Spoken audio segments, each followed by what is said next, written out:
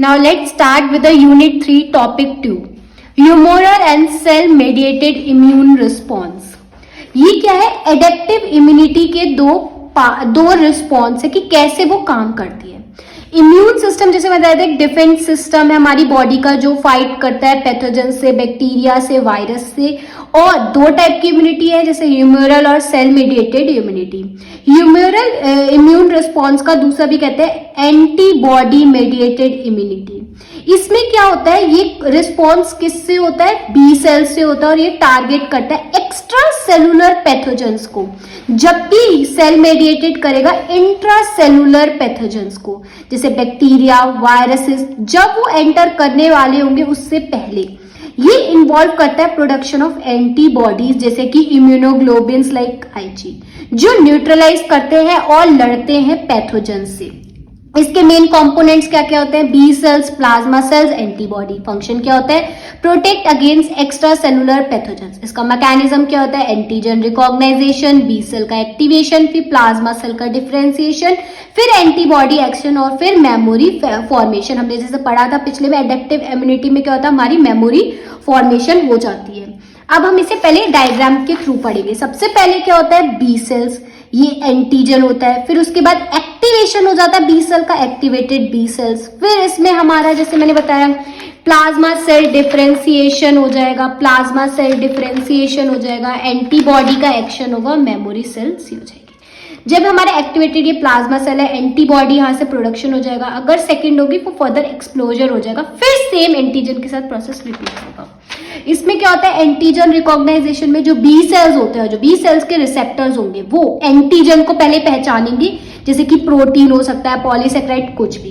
फिर वो B cell directly activate हो जाएंगे एंटीजन, जैसे उन्हें एंटीजन मिल जाएगा वो एक्टिवेट हो जाएंगे। और इन्हें जो कुछ को टी सेल्स की भी रिक्वायरमेंट होती है। बी सेल एक्टिवेशन, जो एंटीजन प्रेजेंटिंग सेल्स होते हैं जैसे डेंड्रिटिक, मैक्रोफेज, ये क्या करेंगे? उस पैथोजन को अपने अंदर ले लेंगे, किसके? जो हमारा एंटीजन होगा, और किसके थ्रू? एमएचसी सेकेंड मॉलिक्यूल, ये मेजर हिस्टोकम्पैटिबिलिटी कॉम्प्लेक्स। ये अभी हम पढ़ेंगे आगे क्या क्या है। जैसे कि हेल्पर टी सेल CD4 ये रिकॉग्नाइज करेगा एंटीजन्स को, फिर रिलीज क्या करेगा? साइटोकाइंस, जो कि एक्टिवेट हो जाएगा, एक्टिवेट कर देंगे बी सेल्स को। फिर जो एक्टिवेट बी सेल्स होगा वो डिफरेंशिएट हो जाएगा प्लाज्मा सेल्स में और मेमोरी सेल्स में, जो प्रोवाइड करेगा लॉन्ग टर्म इम्यूनिटी। जैसे कि हमने देखा ये मेमोरी सेल बन गया और ये प्लाज्मा सेल, जिससे एंटीबॉडी प्रोडक्शन हो गया। फिर एंटीबॉडी प्रोडक्शन एंड एक्शन हो जाएगा, ये एक्टिवेट कर देगा कॉम्प्लीमेंट सिस्टम को, मेमोरी फॉर्मेशन हो जाएगा for faster response for future एक्सप्लोजर। अब हम पढ़ेंगे सेल मेडिएटेड इम्यून रिस्पॉन्स, जिसको कहते हैं सेलुलर इम्यूनिटी। ये मेडिएटेड बाय टी सेल्स, जो हमने अभी ह्यूमरल पढ़ा वो बी सेल्स है, ये टी सेल्स है। ये टारगेट करेगा इंट्रासेलुलर पैथोजेंस को, वो करता था टारगेट एक्स्ट्रा सेलुलर को। जैसे ये करेगा virus, inside cells, cancer cells. इसको एंटीबॉडीज इन्वॉल्व नहीं होती, ये डायरेक्टली किल कर देगा जो भी इन्फेक्शियस वाले सेल्स होगा, एक्टिवेशन कर देगा इम्यून सेल्स को। इसके मेन कंपोनेंट्स क्या क्या होंगे? T cells, macrophage, helper T cells. Function क्या होगा? प्रोटेक्ट फ्रॉम इंट्रासेलुलर पैथोजेंस जैसे कि कैंसर सेल्स, वायरस। इसके क्या क्या स्टेप्स होंगे? Antigen presentation, T cells activation, वहां पे बी सेल एक्टिवेशन था। यहाँ पे डिस्ट्रक्शन ऑफ इन्फेक्टेड सेल और मेमोरी फॉर्मेशन। एंटीजन प्रेजेंटेशन में सबसे पहले हम एंटीजन प्रेजेंटिंग सेल जो भी होगा, एंटीजन प्रेजेंट होगा, एमएचसी मॉलिक्यूल। फिर टी सेल का एक्टिवेशन हो जाएगा, दो टाइप के होते हैं, helper T cell, cytotoxic T cell. ये MHC2 से रिकॉग्नाइज करेगा एंटीजन, और यहाँ पे एंटीजन रिकॉग्नाइज करेगा ऑन MHC1। यहाँ पे एक्टिवेट करेगा साइटोटॉक्सिक टी सेल्स और मैक्रोफेज को, लेकिन यहाँ पर ये किल कर देगा by releasing granzyme, perforin से। Destruction of infected cell, cytotoxic cell क्या कर देगा? इन्फेक्टेड सेल को किल कर देगा, मेमोरी फॉर्मेशन हो जाएगी। सबसे पहले एंटीजन आएगा, एंटीजन क्या होगा? एंटीजन प्रेजेंटिंग सेल्स के अंदर एंटर कर जाएगा। उसके बाद एक्सोजेनस भी हो सकता है, एंडोजेनस भी हो सकता है। एक्सोजेनस एंटीजन होगा तो MHC2 में अपीयर्ड होगा, एंडोजेनस होगा तो MHC1 में अपीयर्ड होगा। फिर उसके बाद antigen presenting cell antigen bind कर देगा MHC2 मॉलिक्यूल्स के साथ और एंटीजन को ले लेगा और CD4 molecules of T helper cells.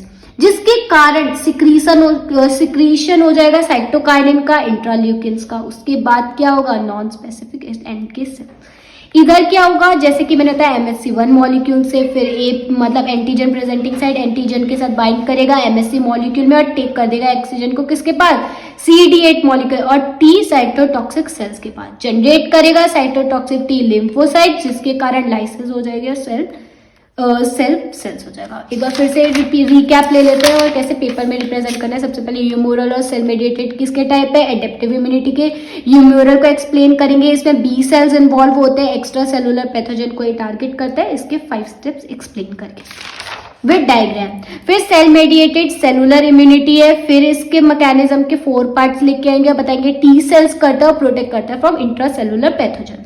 और फिर इसके बाद एंटीजन प्रेजेंटेंट, कैसे टी सेल्स का एक्टिवेशन होता है, 2 में helper T cell, cytotoxic cell देती है। हमने देखा helper T cell, cytotoxic T cells, कैसे ये इन्फेक्टेड सेल को किल करता है और कैसे मेमोरी सेल फॉर्मेशन करता है। फिर इसका डॉक्यूमेंट करिए। Thank you.